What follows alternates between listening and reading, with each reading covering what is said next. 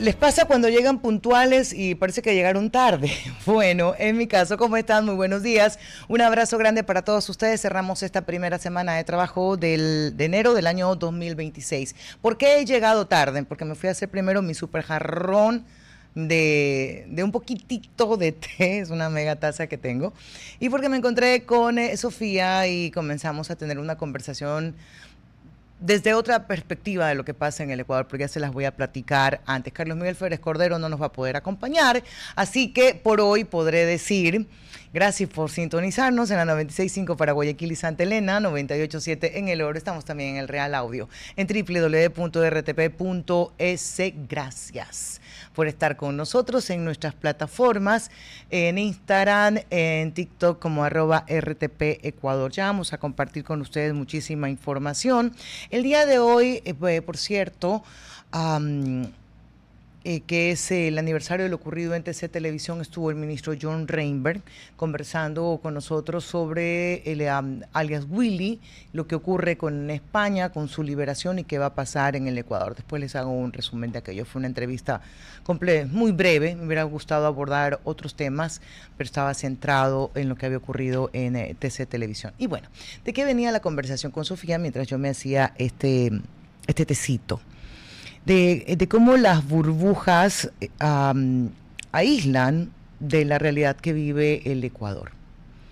Lo que ha ocurrido en Isla Mocolí, donde vive gente que se sentía segura, hasta hace poco nada más, que incluso no necesitaban ni guardias de seguridad porque era seguro, es como un despertar a chispas. Esto es lo que está ocurriendo en el país. Y esto no lo decía yo, lo conversábamos acá con Sofía, de cómo estas situaciones, cuando rompen cuando pinchan esas burbujas, cuando pasan esas barreras, recién ahí y medianamente hay comprensión de lo que viven los ecuatorianos en general día a día.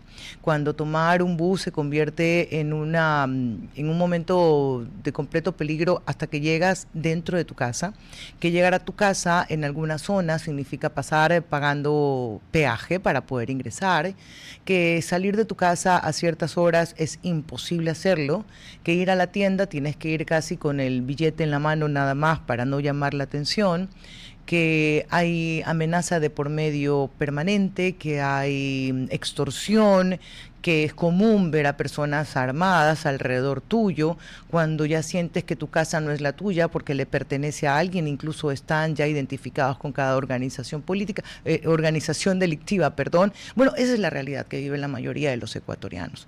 Concentrados acá en la ciudad de Guayaquil, les puedo decir, en Monte Sinaí, tienes en Pascuales los asesinatos, lo que ocurrió ayer en el batallón del Suburbio, 25 minutos de bala continua. Esa es la realidad del Ecuador y hay que pinchar burbujas, no porque se lo merezcan, no porque debe extenderse, sino porque hay que comprender lo que pasa en el país.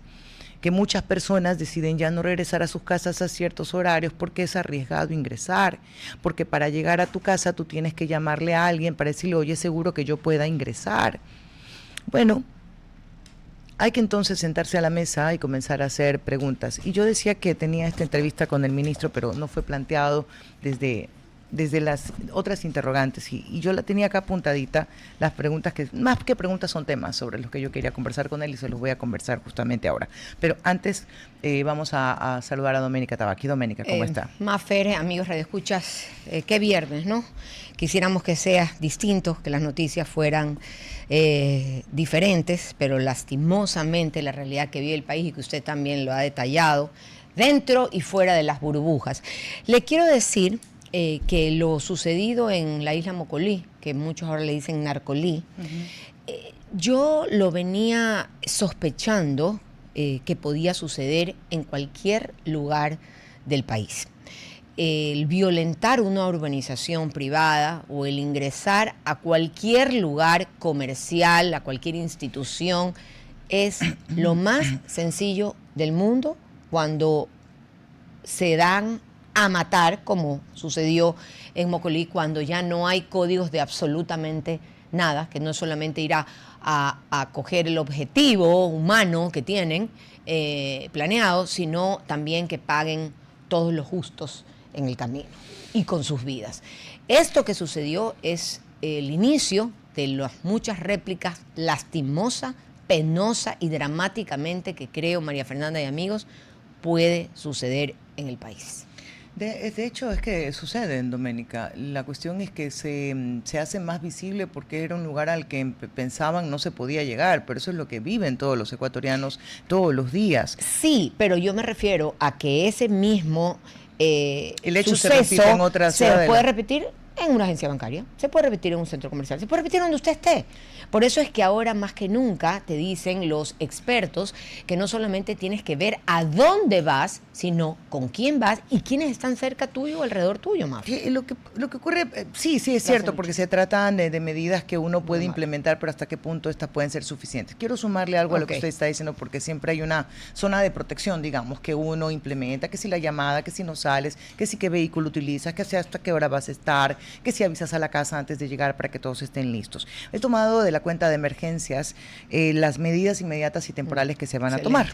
Dice, suspender temporalmente el uso de todas las instalaciones deportivas para invitados o personas externas.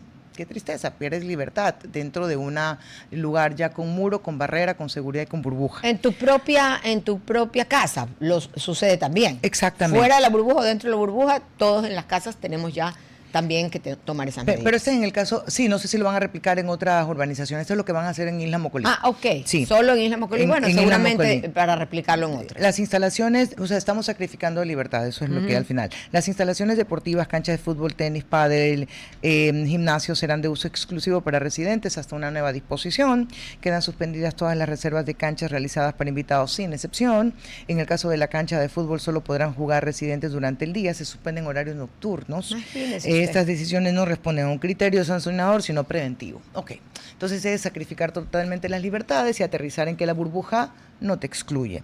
Pero no te excluye por muchísimas razones, porque no se termina atacando al origen. Cuando hablan de este personaje que fue asesinado el día de ayer, nos sorprende a nosotros que no estamos en el día a día, pero cuando tienes un gobierno que tiene el sistema de inteligencia y el asesinado es uno de los objetivos de más alto valor, ¿cómo puede alguien en esas condiciones tener relaciones económicas con el Estado a través de contratos? ¿Cómo alguien que puede considerarse como un objetivo de alto valor pues tiene una empresa de seguridad?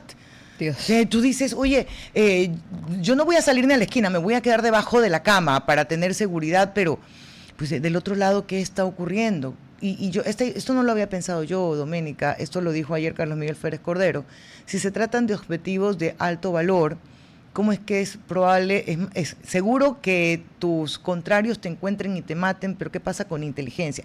Yo no digo que estén detrás de cada delincuente, digo si es un objetivo de alto valor, hay un seguimiento permanente. Hasta códigos. No, me refiero a seguimiento permanente de la policía hacia ellos, del sistema de investigación, del Estado.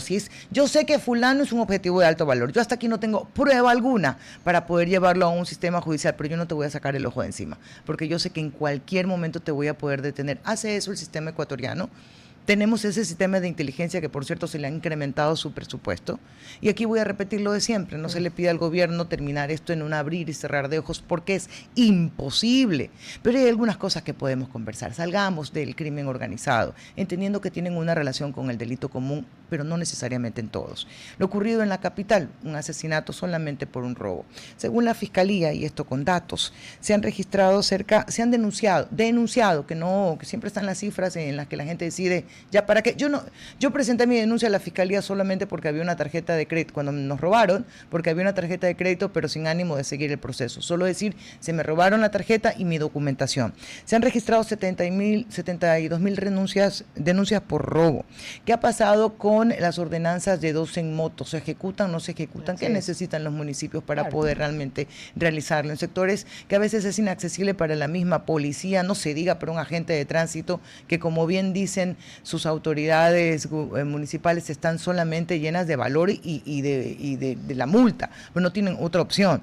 ¿Qué pasa con los robos en los buses interprovinciales? Se había hablado de zonas seguras y de paradas especiales. ¿Qué pasa con los robos que se registraban en la vía hacia el puerto marítimo? muchísimo, donde se quejaban los transportistas, no solamente por tener que gastar más como empresa, sino también porque ponían en riesgo su vida. ¿Cuáles son los avances en eso? Y todas las vacunas en cada esquina, Maffer, también Sí. que usted lo mencionaba al inicio de su intervención. Las vacunas para los transportistas, Para las todo, la vacunas para los extorsión. ciudadanos, es pan de todos los días. ¿Qué está haciendo el gobierno para detener? Estamos realmente en una guerra, eso lo anunció, fue uno de los primeros grandes anuncios y que la ciudadanía aplaudió en todo el Ecuador, que estábamos combatiendo una guerra, lo decía el presidente Daniel Noboa, pero es una guerra en tal desventaja porque la narcodelincuencia en la que vivimos ha copado todos los sectores, todos los estamentos del país, en todos los lugares donde uno pone el ojo, sean instituciones públicas, privadas, sea temas gubernamentales, siempre sale algo salpicado, alguien salpicado en lo negativo. Falta revisar lo que ocurre con las fronteras, con los cierres, con los puntos, qué pasó con Esmeralda, las con ayudas esta internacionales. llegada, evaluar las ayudas internacionales, no solamente en lo material, qué pasa con España y nuestra relación luego de lo que ha ocurrido con alias Willy, qué pasa con el consumo de drogas en el país, con el pago que se estaban haciendo a los miembros de estas organizaciones delictivas con producto para tener mayor territorio, qué pasa con las zonas que se identifican ya con estas organizaciones delictivas, se están pudiendo ingresar, hay planes sociales. Otra pregunta, ¿cuál es el ajuste en el plan? Porque, a ver, más allá de lo que dice el asambleísta Alarcón sobre que no son 20,000 muertes, que solo son 9,000, e hilando que estas apenas el 20% o el 15% son daños colaterales, el país necesita más explicaciones. Ninguna guerra va a estar exenta de daños a personas que son realmente inocentes, es decir, víctimas tras víctimas, pero el país necesita saber cuáles son los ajustes, más allá de lo que ellos han anunciado. No, o de las capturas también que han habido, que se han dado, o sea, los operativos se están realizando, hay capturas, pero se desborda por otro lado, ya es algo de incontingencia el tema de la narcodelincuencia que vivimos. Y además, Doménica, decir algo importantísimo, cosas que nos están pasando facturas, en los últimos 2 eventos, incluido el de Mocolí y el atentado que se da en Machala, oiga, entran personas vestidas con uniformes de policía. Entonces, eso no es nuevo. Ya lo vienen conversando hace muchísimo, ya por lo menos 4 años. Yo tengo 4 años repitiendo esto de que se van a hacer ajustes, que solamente iba a ser una empresa. A través de TikTok también se promociona la venta de uniformes, porque tú ya no sabes si es un policía o no. Claro. El que se está. Creo que, mira, ya no puedes ni detenerte a veces, muchas ¿me muchas detengo o no me ocasiones en los detengo? operativos. Tienes terror. Maffer, y pasando de la seguridad, algo que también va muy vinculado con la economía, porque ¿cómo podemos prosperar como país si no tenemos seguridad en la parte económica? Y justamente para hablar de la situación crítica que tenemos en el país también en materia económica, hemos invitado al economista Jorge Calderón, que es un analista en la materia, lo pueden seguir también en sus redes sociales y vamos a conversar con él. Buenos días primero, economista, gracias por estar con nosotros. Muy buenos días, Doménica, María Fernanda, un gusto estar con ustedes, aprovechar la oportunidad para desearles un exitoso 2026. venga bien, gracias. Sí. Igual para usted. Después de todo lo drenadas que estamos de dar malas noticias, yo soy una convencida que hay que transmitir buenas noticias Así y positivas, buscamos siempre, escarbamos de qué manera hacerlo, pero lastimosamente esta semana ha estado marcada por la narcodelincuencia que vive el Ecuador. Pero en todo caso queremos hilarlo porque definitivamente que tiene mucho que ver la seguridad en todos los ámbitos del país, uno de esos el económico. Según su criterio, economista, ¿cómo ve la situación actual del Ecuador en este arranque de año 2026? Bueno, gracias, Doménica y María Fernanda, por la invitación. Ya lo decía, hay un arranque digamos, interesante con el tema del feriado, que da cierto ya pautas del movimiento económico. El 2025 fue relativamente un buen año, por así decirlo, macroeconómicamente hablando, las cifras lo señalan. Hay que destacar también que veníamos de un 2024 que habíamos retrocedido y que de alguna manera el 25 era un año para recuperar el terreno de lo que pasamos. Hay indicadores como consumo, recaudación tributaria, ventas externas estaban al alza, el riesgo país estuvo a la baja, la inflación también estuvo a la baja, como ciertos indicadores. Hay unos que hay que atender, por supuesto, temas de déficit fiscal, tema de seguridad social, que yo creo que hay dos luces rojas bastante parpadeantes en ese sentido, que hay que prestarle mucha atención en este 2026. ¿Pero usted lo consideraría que estamos como país tal vez en una etapa de recuperación, estancamiento, tal vez de un riesgo de recesión? Mira, digamos, digo que recuperación, pero no hay que descuidarnos. Okay. Hay que sin duda sostener esa recuperación. ¿Por qué razón? Porque lo decía hace un momento, si en el 24 caímos 2%, y el 2025 crecimos 4%, más o menos sin que la matemática sea exacta, menos 2 más 4 nos da más 2. Entonces, ¿qué sucede? Estuvimos en la media histórica de lo que el Ecuador sabe crecer, que claro, entre 1.8 y 2.1 al final del día. Y de hecho, las previsiones del Banco Central para el 2026 es que habla de un crecimiento de 1.8, es decir, regresamos a la tendencia. En todo caso, o sea, ¿qué me quiere decir? ¿Que no nos alegremos mucho? No, yo creo que el gobierno con calma.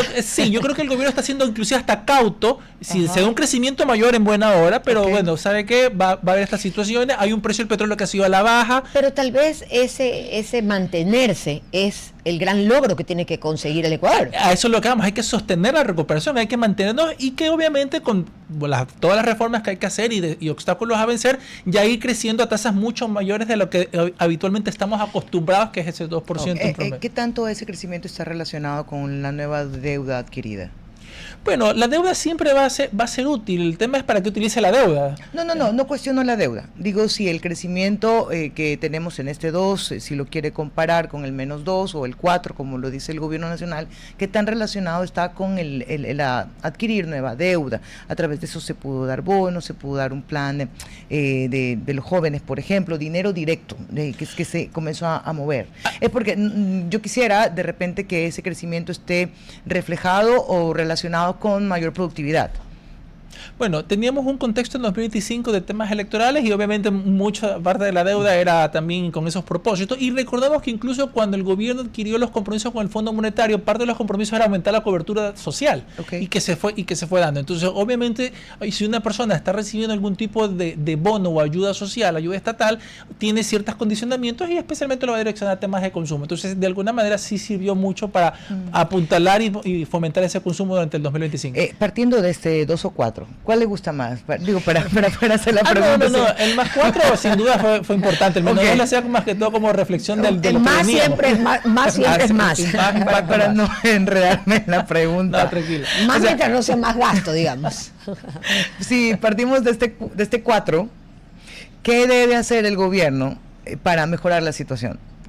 Bueno, ustedes tocaban antes de la conversación un tema importante que es el tema de seguridad. La seguridad, aunque uno pueda pensar que es un tema tal vez político, tal vez de ciudadano, es un tema que ha afectado a la actividad económica. Ha afectado muchísimo a la actividad económica. Es un tema que afecta toda la línea de la vida humana. Así es. Institucional, política, económica, que se reflejó en negocios cerrados, en zonas que ya las personas evitaban ir, en horarios de atención de muchos locales comerciales. Entonces, nos ha pasado factura. Entonces, yo creo que hay un desafío importante seguir trabajando. Y ustedes lo destacaban justamente, no es un tema que se vaya a resolver de la noche a la mañana, pero hay que seguirle dando pelea. ¿Estamos en desventaja? Por supuesto que estamos en rotunda desventaja, pero hay que seguirle dándole pelea porque eso va a tener un impacto económico. Cuando las personas tengan esa certeza de que yo puedo salir y regresar a mi casa, va a haber consumo. Ojo, si nosotros observamos, el comercio digital ha despuntado porque muchas personas han cambiado sus hábitos de consumo. Pero al final tú tienes un restaurante que te pagaron un alquiler, una mesa que adquiriste, tienes un horario de atención que brindar. Entonces, son cosas que tienen que de alguna forma irse trabajando para que ese consumo presencial siga despuntando. ¿De dónde viene el crecimiento económico? Porque si nosotros decimos que se han cerrado negocios en las áreas de todo tipo, puede ser en las áreas consideradas como marginales, en el centro de la ciudad, ¿de dónde está saliendo el crecimiento económico del país si hay más cierre de negocios? Ya, es una pregunta interesante. ¿Qué punto tenemos ahí? Si bien hay algunas zonas que se han visto relativamente afectadas por esto, hay otras que se han beneficiado porque sienten cierta percepción de seguridad que ha mejorado. Entonces eso es bueno y el consumo se ha reflejado. El tema de comercio digital es uno de ellos. Las ventas externas hay un puntal importante. Las cifras del Banco Central al mes de noviembre señalaban un crecimiento del 20% en exportaciones con respecto a la misma fecha del 2024, siendo los sectores más destacados las exportaciones no petroleras, especialmente entre las tradicionales, café, cacao, banano y camarón, y las no tradicionales como las minas. Entonces ahí tenemos un puntal que ha arrastrado muchísimo y eso te genera empleo, especialmente en zonas urbanas, marginales, rurales, donde se sienta el camarón, donde se come el cacao. Entonces ahí vemos un efecto de arrastre importante. Entonces tenemos consumo interno, tenemos ventas externas. El asunto relacionado a inversión, ha habido más inversión.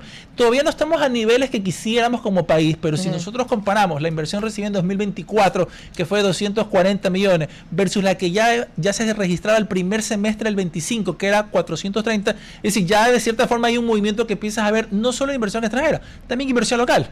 Entonces yo creo que eso ha arrastrado la economía para que vaya creciendo. Siguiendo la línea de temas cotidianos de la economía, ¿no? ¿Verdad? La inflación, el costo de la vida, el empleo, economista. Corríjame, la inflación oficial está a la baja, ¿verdad? 1.91 cerró el 2025. Ya. ¿Y por qué la gente, a pesar de eso, siente que ya el dinero no le alcanza? Sí, esas son esas brechas que hay que ir cerrando, porque hablamos de buenos resultados macroeconómicos, pero a veces la gente dice, sí, pero no se me refleja todavía. Entonces, sí, pero no. Exacto, sí, pero no. Entonces, yo creo que ahí hay que trabajar bastante para que las personas evidentemente lo sientan. La inflación del Ecuador es una de las más bajas de América Latina, menos 1.91%, 2% cierra el año pasado, y yo creo que eso que la gente tiene que sentirlo más. La dinámica de creación de empleo tiene que ser otra, porque si nosotros igual revisamos el empleo adecuado, creció al 37%, comparado al 35% que estuvo en diciembre del 24 y al 33% estuvo en el 23, pero falta más empleo de crear. Y no estamos ahí considerando el subempleo o el empleo informal. Así es, entonces yo creo que son esas variables que la gente hay que hacerlas que sientan más allá de un discurso decirlo, es que en la praxis se siente y esa brecha tiene que reducirse. Le quiero proponer algo de chavetado. La vez pasada me propuso también y me puso nerviosa con la pregunta. No se ponga nerviosa. No se ponga nerviosa, es que se me acaba de ocurrir algo. A ver qué le parece a usted como economista y si es viable o no.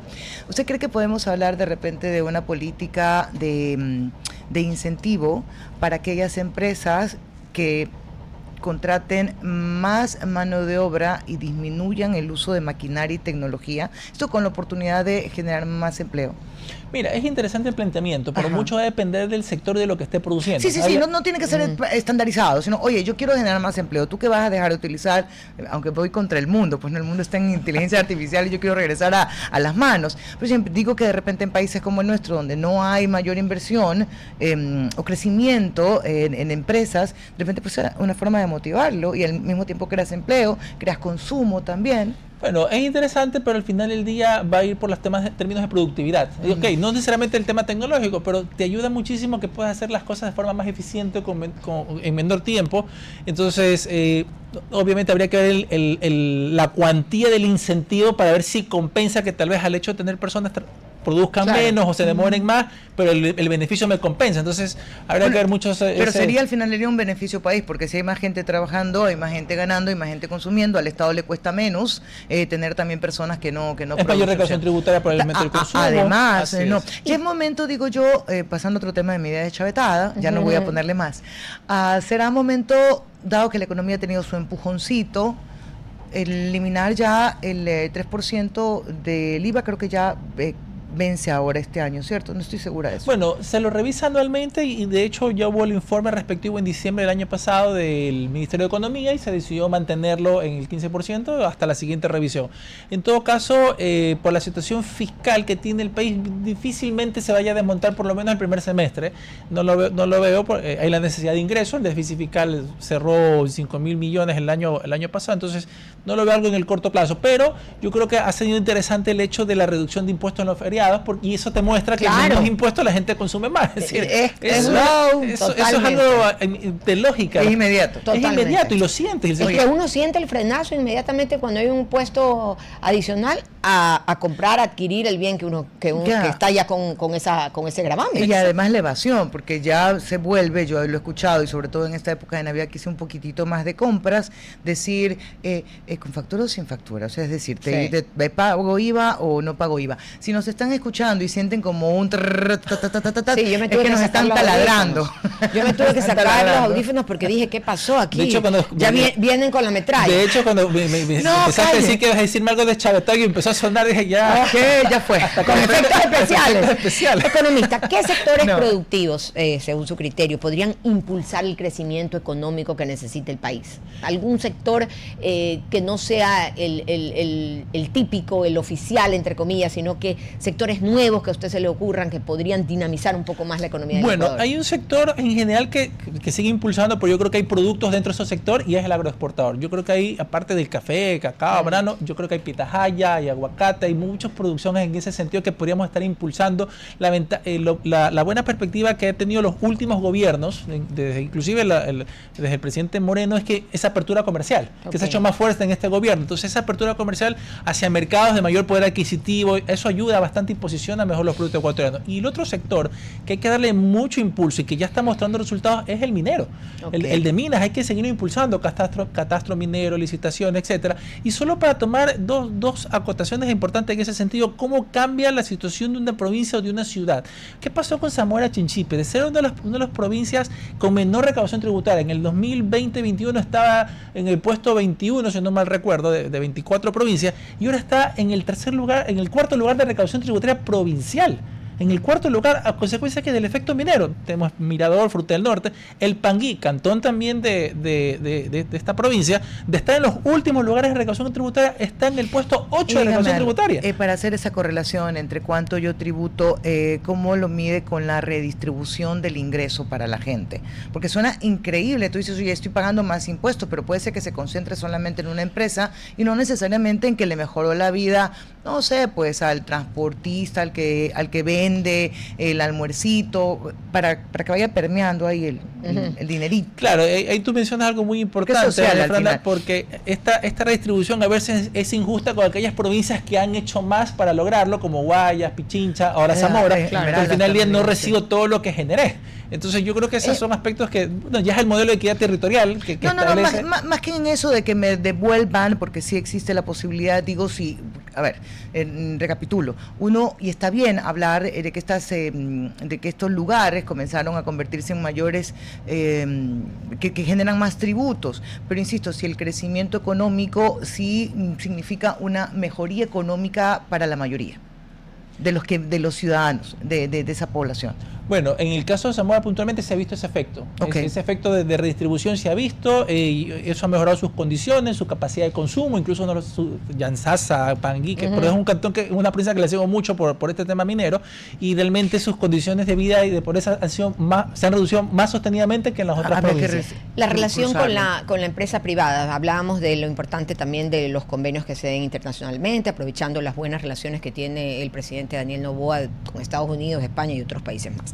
Pero con la empresa privada del país, ¿qué rol debe jugar el gobierno con el sector privado para impulsar empleo y dinamizar la economía? Bueno, seguir generando condiciones para que la empresa privada las pueda aprovechar. Es clarísimo que los estados no tienen que jugar con ese rol empresarial, porque al final del día termina siendo desastrosos los resultados, y es un resultado que se reparte para todos cuando una empresa pública quiebra, le va mal. Pero yo creo que seguir impulsando, abrir estos acuerdos comerciales ha ayudado muchísimo. Se han posicionado productos en mercados que hace años no lo hubiésemos pensado totalmente, y lo que decía hace un momento, de alto poder adquisitivo, que están dispuestos a pagar mucho por un producto ecuatoriano de calidad. Hay que mejorar también la productividad del país. ¿De qué nos sirve tener el mejor cacao, el mejor banano, el mejor café, si nosotros lo comparamos los niveles de productividad por hectárea de Ecuador con respecto a nuestros competidores, está por debajo de ellos? Entonces imaginemos si la calidad va llevando la cantidad, a eso iba también los costos. Entonces yo creo que hay que trabajar muchísimo en que, más allá de las condiciones, que es pertinente, es que la estructura de costos pueda reducirse, pueda mejorar la competitividad y llegar realmente a más mercados de forma más competitiva, porque tenemos productos que al final del día son similares con nuestros países vecinos, y que obviamente la calidad ha hecho que se posicionen mejor. Este año nos irá mejor con el presupuesto y con la asignación de recursos, considerando la decisión que parecía impensada, improbable, de retirar, eliminar o focalizar, mejor dicho, el subsidio al diésel. Bueno, yo creo que la eliminación del subsidio del diésel fue bastante bastante buena, eso hay que reiterarlo. Esperemos que el direccionamiento de ese gasto que iba a focalizado a subsidios se refleje en otros temas realmente de carácter productivo. Yo creo que eso es importante en ese sentido, porque recordemos que las compensaciones ya están por terminar entre enero y febrero, marzo, algunas de ellas porque estaban entre 6 y 7 y con posibilidad de revisarlo 2 meses más. ¿Usted considera que son sostenibles en este momento? No, los subsidios no son sostenibles, es decir, que existan subsidios en tanto en cuanto atiende realmente a quien lo tiene que atender, pero tienen que cumplir ciertas características como la temporalidad. Focalizados y temporales. Focalizados y temporales, es decir, medibles. Que llegue realmente a quien tiene que llegar. Pues si tengo un subsidio que tiene 30, 40, 50 años y sigue habiendo la misma cantidad de pobres, entonces el subsidio no funcionó. No está funcionando. Hay que realmente que atienda a quien tiene que atender y que sepa que esté claro la temporalidad. Yo creo que el hecho de haber anunciado el desmonte del diésel y decirle, mira, las compensaciones te van a durar 6, 7, 8 meses, yo creo que fue prudente decirle, a ver, tienes estos meses para buscar cómo mejorar las condiciones, cómo bajar tus costos y compense. Pero si no sigamos gastando, poniendo dinero en saco roto, entonces yo creo que eso es pertinente y que obviamente cumplan con ese propósito que tiene el subsidio, cualquiera que se signe o se cree. Perdón, ¿usted quiere? Dale. Sí, por cierre, no sé si usted quiere hacer una pregunta. Tengo unita más. Yo solo quería pedirle a usted, economista, un mensaje a las personas que sienten ese debacle económico que se viene en el 2026 de manera personal, familiar, profesional, dadas las situaciones críticas que vimos en el Ecuador. Bueno, en ese sentido yo creo que como siempre hay que ser cautos, prudentes en el control del gasto, más allá del gobierno, es decir, la situación personal, familiar, yo creo que tiene que ser muy atendida y en este caso ver las mejores perspectivas. A veces queremos resultados muy rápidos, pero no se solucionan así tan porque yo lo desee. Y yo siempre hago una analogía, es como a una mujer embarazada le das ácido fólico para que se pueda desarrollar su niño, no es porque le des más ácido fólico el niño va a nacer en 6-7 meses, tiene que haber un proceso. Yo hago siempre analogía, esa madre lo puede. Imagínense. Entonces, no porque haga todos los cambios va a tener resultados. No me esperaba que la analogía iba a ser que el niño nazca. Yo pensaba que era más brillante, yo ¿no? También, me fui por ese lado, más sano, más saludable. No, lo digo es para que nuestro oyente lo pueda entender. Es un proceso como todo en la vida. Es un proceso como todo en la vida. Entonces, hacer estos cambios, desmontar cosas que no han funcionado, tarda su tiempo. Entonces, a veces sí queremos que la economía se solucione. Todos queremos que la economía se solucione. Pero todo es un proceso y esperamos que esto vaya rindiendo los frutos y sobre todo lo que decíamos al comienzo, Doménica, sostenerlo. Claro. Porque no me sirve que un año crezca y el otro año vuelva a tenerla igual o más como cantidad de pobres. Como todo en la vida, sostener es lo más difícil a veces. Eso es lo más difícil. Entonces, iniciar... uno lo hace con toda la fuerza, exactamente. Pero la idea es sostenerlo. Sostenerse y mantenerse. Ahora sí, Mafer, usted. No, ya terminamos, pero le agradecemos por haber estado con nosotros. Muchas gracias, pendientes algunos temas, como por ejemplo este año en particular va a ser un año preelectoral, y eso también tiene una connotación económica, pero nos queda para la próxima. Encantado. El economista Jorge Calderón, analista económico. Eso no se lo cree usted misma. Ahí va a tener sus ideas. 11:30, vamos con la mención, Mafer. Ok, la ruta de la innovación se vive en grande en el Summit and Fest de Innovatec del 22 al 25 de enero de 2026. La Universidad Estatal de Milagro, UNEMI, será el punto de encuentro de la tecnología, el emprendimiento y la creatividad. Serán 4 días de conferencias, talleres, ferias, networking y el Gran Fest con artistas como Lennox de Zion y Lennox, Rakim de Rakim y Kenway y la Sonora Dinamita. Además, contaremos con speakers de alto nivel como Yokoi Kenji y Mauricio Hoyos. El acceso al Summit es gratuito con registro previo y cupos limitados. El acceso al Fest es con entrada a la venta desde $3, disponibles ya en buen plan. Compra tu entrada ahora y no te quedes fuera del primer Tech Fest del Ecuador. Empieza tu año de la mejor manera con Innovatec. Enero ya está aquí. Oiga, Sonora Dinamita, eso era de mi época. No, hace años que no lo oía. Nos vamos a la pausa. ¿Y la baila? Usted sí baila. Sí, yo sí bailo. Hasta el piso me voy. Todavía la cadera me da hasta el piso. Yo puedo bajarme, el problema es levantarme. Mío también, pero ahí voy dándole. 11:31 nos vamos a la pausa comercial en este día, viernes 9 de enero. Volvemos enseguida. RTP 96.5, a la conquista del mundo digital. Presenta sus nuevas instalaciones y tecnología de vanguardia. Renovamos nuestro compromiso de seguir brindando contenido útil y de la más alta calidad. Programas de opinión con referentes de la comunicación. Noticias para contar todo lo que está pasando en todo momento. Una variedad de segmentos con lo que necesitas saber. Y asociaciones internacionales estratégicas. Todo para mantener a nuestra audiencia y seguidores siempre bien informados. Siempre en RTP buena compañía. Ama tanto este trabajo, cumple con este compromiso que dijo, se cruzó La todo, ciudad entera. O sea, un cantón, Yes. un cantón para poder estar con nosotros. Carlos Miguel Febres Cordero. Hola, disculpen el retraso el día de hoy. Doménica, María Fernanda, muy buenos días. Los venía Espérate un escuchando. ratito que no estás. Qué lindo, ¿Habla? igual. Ya Retrasado, pero cumplido aquí en el horario, en la mitad del horario. Aquí te tenemos. Cumplido. Muchísimas gracias y hola con todos, doña Mari. Tenemos otra entrevista ya previa para que hagan pasar a nuestra entrevista. Este ruido que no sé si lo están oyendo en nuestros conectados. No se radio escucha, no se escucha nada. Aprovecho, ahorita que digo conectados, aprovecho a invitarlos a ver el podcast de ayer, jueves, de Dos Generaciones. Por favor, María Fernanda, perfecto. Carlos Miguel y amigos radio Ayer le hicimos escuchas. la promoción, no nos escuchó. Así En es. serio, Ah, qué lindos. sí. Qué lindo. La verdad es que está súper interesante porque hablamos del impacto de las redes Mentira, le sociales. querían poner la competencia y después le hicieron sí. la publicidad. Siempre fue la ambas competencia dos. es buena porque a uno lo Les dijimos motiva, que lo íbamos a hacer la mueve. competencia de Dos Generaciones. Bueno, en todo Con caso, Carlos no Miguel se lo Febres Cordero. pierdan. ¿Saben por qué? Porque habla Eduardo Andrade sobre las redes sociales y la televisión. Él se inició en la televisión y ha tenido que reinventarse también, como muchos, y pasar a las redes sociales. Así que interesante para aquellas personas que este tema les motiva. Dos cositas, 11:49, ya vamos a darle paso a la entrevistada, hay que dar algo de información también. Como lo decías ayer, Carlos Miguel, sí, el juicio político va al señor Godoy. Al Consejo de Participación Ciudadana, va a los 5, pero, oye, ahí sí tiene que haber orden de prelación.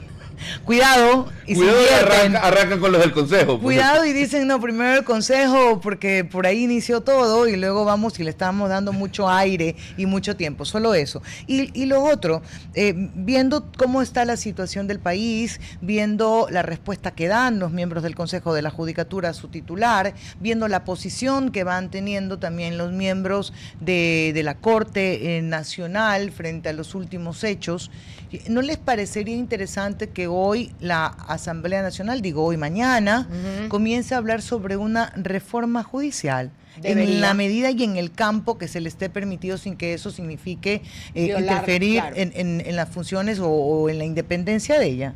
La ley orgánica de la función judicial puede ser reformada y debe ser reformada Es que por la es Asamblea. lo que por favor, hemos venido aquí diciéndolo en esta mesa de trabajo. ¿Cuánto tiempo? ¿Cuántos años? Y ahora más que nunca con lo que se está viviendo. Así que podría rearmarse esa agenda legislativa. Porque cuando hablamos Dime. ayer, me parece ayer o antes de ayer, hablábamos de la reforma del COIP, decíamos no solamente hay que reformar el COIP, que es el Código Orgánico Integral Penal, en su reforma puede ir reformando otras normas, Otras. De entre esos el Código Orgánico de la Función Judicial en lo que corresponda. Es que debe, porque si no se queda como desregulado. Así pues, es, ¿no? o si no, y si ya no ya la reforma del COIP no te alcanza para esas otras reformas, reforma la ley directamente, o sea, no hay mucha vuelta que dar el asunto en la solución. Sáqueme de una duda intelectual, no recuerdo cuál era. Está la ley de inteligencia, creo uno, y la otra, esas que pasaron con carácter económico urgente, pero que se trabaron en la Corte Constitucional, y de ahí me viene la duda. Una de ellas tenía una disposición, más que un artículo, si ustedes lo recuerdan exactamente, frénenme, por favor, Estoy en escuchando, el que se les permitía al Consejo de la Judicatura hacer una reforma judicial, declararla en emergencia y que los mecanismos de selección de jueces o de baja de jueces sean mucho más ágil. O sea, no recuerdo en cuál ley o la ley de inteligencia, ya ahora estoy Debe un poco ser. perdida. Justamente para pero quiero saber en darle qué quedó. rapidez a los trámites, a los Sí, temas. para hacer una renovación, no sé si con el objetivo de que sea rápido, pero sí de Debió- sacar a malos elementos del Consejo de la Judicatura. debió No sé Pero qué de quedó. manera Célera, veloz. como pasó ya, a ver, yo creo que va anclado con lo que hizo el Ejecutivo en la purga, digamos, del Ejecutivo que hubo 5.000 despidos, ¿ok? Yo creo que por ahí debió haber sido en Sí. esa ley, pero recordemos que esa ley fue declarada inconstitucional, entonces ya no Es que cabe, aplica, no pero tiene yo aplica. no sé, porque recuerda que no es que fueron todas No fueron las todos los leyes. artículos. No, a ver, sí, no fue toda la ley, fueron Ya, algunos pero artículos. respecto de las desvinculaciones del sector No, público, Sí, olvídate, pero no, se trataba de declarar en emergencia el sistema de justicia. Ok, que entonces ahí la crítica decía, que claro, quieren poner a dedo a todos los jueces para hacer que la justicia les sirva a ellos. Ya voy a hacer la investigación, ayúdame, ayúdame a Yo hacer le sabe lo que la voy a investigación. ayudar. ¿En qué? En decirle ahora, 11:43, y en darle la bienvenida a nuestra invitada, la psicóloga clínica Angélica Galarza, que ha tenido la gentileza de venir a nuestro estudio para hablar de un tema vital ante los hechos delictivos que cada vez están incrementándose y poniéndose más violentos en todo el país, ella ha tenido esta deferencia de acompañarnos. Si quieres, sí. Ella es directora de Bienestar Universitario, psicóloga clínica, la doctora Angélica Galarza. ¿Estamos listas, doctora? Se va a poner el retorno. Quiere estar así en completo Súper con la lista radio. quiere estar. Así es. Como debe ser. Quiero estar en Mire, la onda. Sí, porque ¿Está Carlos cómoda? Miguel se desonda. Sí. ¿Quiere estar, está cómoda? ¿Sí está cómoda ahí? Sí, estoy Ya, ok, tratando de ajustar. Listo. Vamos a hablar sobre el impacto emocional y psicológico de todos estos actos delictivos que cada vez van incrementándose, se van poniendo más violentos y sin duda que afectan a la psiquis de los seres humanos, ¿no? Desde los niños hasta los adultos mayores. ¿Qué emociones son las más frecuentes hoy en las personas? Tal vez miedo, ansiedad, frustración. Ujú. Totalmente de acuerdo con la pregunta y es bastante válido hablar de este tema hoy en día, que sin duda alguna, como usted lo menciona, está afectando a la psique de la comunidad. Ya no estamos hablando de una afectación individual, sino es que estamos hablando de una afectación colectiva, una afectación donde lamentablemente nuestra sociedad hoy en día ya tiene una mala percepción en relación a los temas de seguridad. Y ciertamente afecta no solamente niños, adolescentes, personas adultas, sino es que estamos hablando de un colectivo, estamos hablando de toda una sociedad, es decir, que la estructura social se está viendo afectada hoy en día y la composición de nuestro tejido social lamentablemente pues también se está dañando. Ángel, que quiero hacer una pregunta contracorriente, porque cuando uno habla de estas situaciones, uno habla de afectación directa en cuanto a que sea un problema para ti. Pero hay algún punto en el ser humano en el que ya no afecta, sino que te acostumbras. Claro, a ver, esto es como que un proceso, ¿no? Uh-huh. Esto va desde lo más bajo hasta lo más alto. Uh-huh. ¿Qué es lo que pasa inicialmente? Nosotros atravesamos situaciones de trauma, que vimos el robo, el asalto, la muerte, las víctimas colaterales. Vemos todos los días, lamentablemente, noticias de este tipo. ¿Qué es lo que pasa con nosotros? Pues bueno, primero tenemos un estrés postraumático de la situación, ya sea porque la escuchamos, la vimos, la vivimos, la sentimos o fuimos víctimas de alguna situación como de robo o etcétera, ¿no? Ya. Que está relacionado pues también con el tema de la inseguridad y de la violencia. Pero una vez que pasamos esa fase del estrés postraumático, entonces viene la falta de seguridad, ya no me siento tan confiable y viene la desconfianza, luego viene la inseguridad y luego ¿qué es lo que pasa?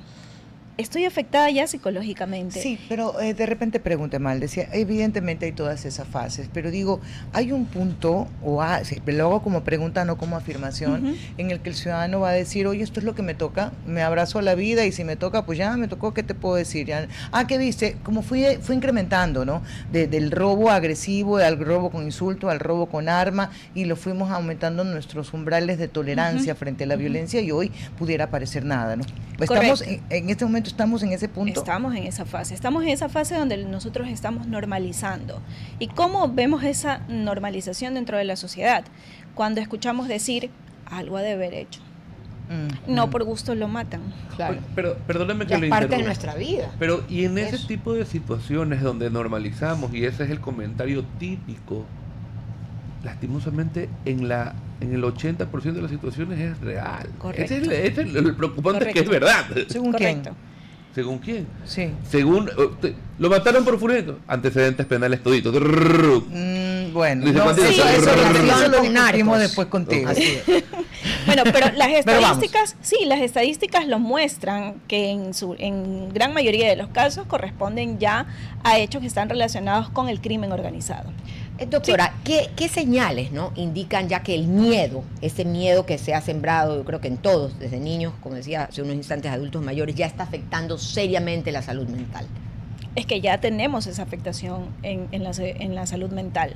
Al sentirnos completamente inseguros, al no querer ir a espacios públicos, al no querer compartir, el grado de desconfianza, que sin duda alguna el grado de desconfianza es algo tan latente que hoy en día lamentablemente no me puedo ir con Pepito a tal fiesta porque no sé qué es lo que me vaya a pasar. Claro, Ya y hay que ver estamos quiénes nosotros están con en la esa fiesta de afectación. Pepito. Exacto, ya. Ahora ¿y sí. quiénes? Ahora, oiga, le quiero hacer una pregunta como mamá, aprovecho la consulta. Para ir a jugar fútbol en la Ciudadela. tiene Para que ir a dar- jugar Oh, fútbol. ¿Y quién va a ir? correcto. ¿Y tú conoces? Ajá. ¿Y cómo va? Pero ¿Y sabes quería qué me preocupa? preguntarle algo. Y todos esos datos los manejan los guardias de seguridad, quiero que sepan, ¿no? La gente que deja la cédula en la garita y todo eso lo manejan gente que no sabemos quiénes son tampoco. Correcto. Ok. Toda la información que corresponde a uno puede estar libre y disponible. Estamos hablando de niños y adolescentes y de los padres que somos los tutores. Entonces, podemos estar en esta disyuntiva, yo me encuentro así.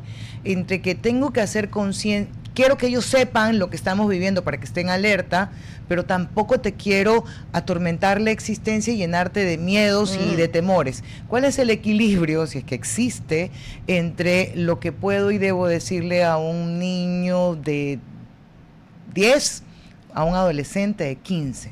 Correcto. El diálogo o el discurso que nosotros tenemos que manejar puede ser muy positivo y puede ser muy bueno desde el punto de vista familiar o del entorno, inclusive de la sociedad, escuelas, colegios o lugares, en este caso, pues donde se relacionan nuestros niños y adolescentes, e inclusive nosotros como personas adultas.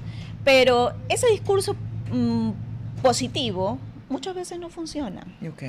¿Y por qué no funciona? Porque esto lamentablemente tiene que tener una connotación también desde el punto de vista social. Si Ya, la ahí me sociedad, perdí. Ajá. sí, si la sociedad no aporta desde las políticas, desde estableciendo, en este caso, planes de seguridad o brindando o generando nuevamente esa confianza, porque ¿qué es lo que pasa? Entre lo que ha sucedido también se ha perdido esa confianza. Ya no confiamos ni en el gobierno, ya no confiamos ni siquiera en el policía, vecino, ya en no el confiamos. vecino, ya no confiamos absolutamente en nadie. Entonces el discurso puede ser muy bueno y puede ser inclusive, hablando desde el corazón, bastante dadivoso, ¿no? Para el niño o el adolescente.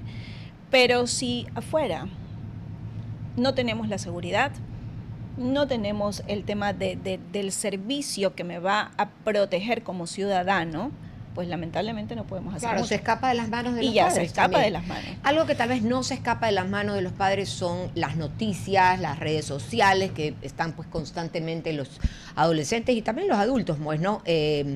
Consultando. ¿Qué recomienda usted hacer para no sentirnos desinformados, pero tampoco exponernos en nuestra psiquis y nuestros miedos, potencializarlos a un nivel pues que ya afecte gravemente la salud mental? Claro, es inevitable hoy en día, pues no, el tema de las redes sociales nos dan la información, pero inmediatamente. Y al Y detalle, todos estamos con- expuestos, desde niños, adolescentes y adultos, a consumir, en este caso, pues toda esta información, que no está mal. Sí, no está mal porque necesitamos estar informados de lo que está sucediendo a nivel país, a nivel nacional, internacional, pero ¿qué hacer con esa información? ¿Cómo la digiero? Hay un tema que yo sí quiero señalarlo, es muy importante, sobre todo porque hay una complicidad para mí en todo este comportamiento humano en los medios de comunicación, con la apología que se hizo durante años a las telenovelas de narcotraficantes, de historia de narcotraficantes famosos, que vendían estas novelas como la panacea de la vida o el logro o el éxito encontrado. Ser traqueto. Sí, Y mujer de traqueto. Así es.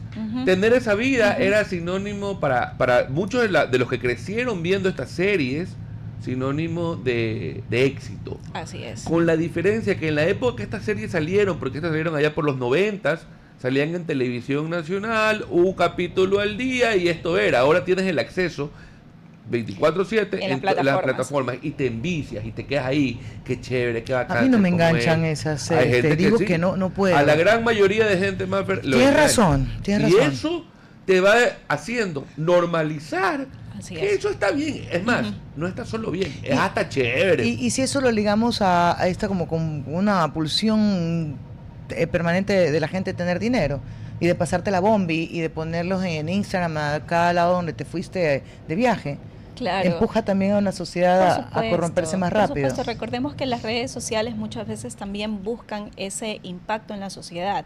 Primero que se identifiquen, pero retomando un poquito este tema, estamos hablando de que sí hay una necesidad de trabajar en los valores, hay una necesidad de que desde el entorno primario se trabaje con los niños y adolescentes para que ese consumo de información que la encontramos, ya sea en redes sociales, en plataformas, pues sea netamente clasificada, ¿no? O sea, esto puedo consumir, esto puedo Sí se ver, puede. esto no puedo Hay- ver. hay porque sistemas. hay sistemas de control que realmente sí les Pero permiten a las Es familias. que generalmente son los adultos los que ven.